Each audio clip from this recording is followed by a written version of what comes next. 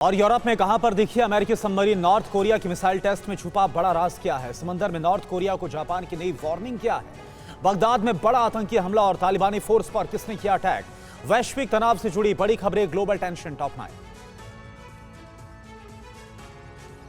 बैरक्टार drone के बाद अब तुर्की की domestic surface to air missile सामने आई है। तुर्की के रक्षा मंत्रालय ने दावा किया है कि दुश्मन देशों के पास इन मिसाइलों का कोई जवाब नहीं है। तुर्की की मिसाइल किसी भी जंग का नक्शा बदल सकती है।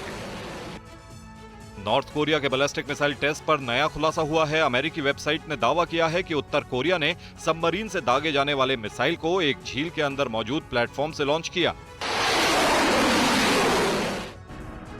चीन और नॉर्थ कोरिया ने जबरदस्त टेंशन के बीच जापान में अपनी नई सबमरीन लॉन्च की। कोब शिपयार्ड से जिनगई को जापान डिफेंस फोर्स को सौंपा गया। ये ताइजेई क्लास की तीसरी सबमरीन है, जिसे बिग वेल भी कहा जाता है। रोमानिया में फ्रांस अपने सैनिकों की संख्या बढ़ाएगा। पूर्वी यूरोप में सुरक्षा के लिए यह फैसला लिया गया है। राष्ट्रपति इमैनुअल मैक्रों के आदेश के मुताबिक नवंबर तक 700 सैनिक तैनात होंगे। साथ ही 10 कॉम्बैट टैंक और दूसरे युद्धक वाहन भी इलाके की सुरक्षा में लगाए जाएंगे।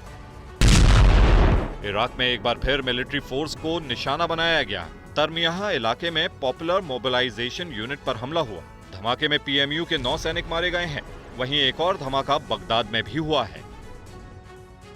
अफगानिस्तान में तालिबानी फोर्स पर हमला हुआ है। अलिंगर सिटी में तालिबानी फोर्स के व्हीकल को निशाना बनाया गया। धमाके में तालिबान फोर्स के 3 सुरक्षा कर्मियों की मौत हो गई, वहीं 4 लोग घायल हुए।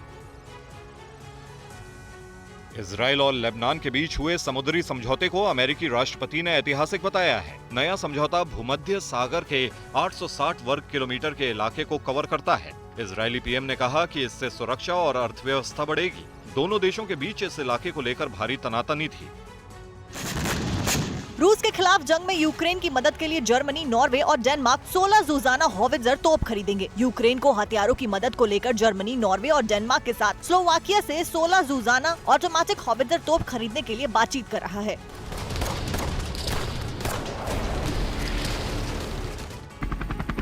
अमेरिकी रक्षा कंपनी बोइंग आधुनिक अपाचे हेलीकॉप्टर तैयार कर रही है। इस नेक्स्ट जेन हेलीकॉप्टर में लेजर वेपन और एंटी रडार सिस्टम लगाए जाएंगे। इसका इस्तेमाल दुश्मनों के रडार सिस्टम को धोखा देने और हमला करने के लिए किया जा सकता है।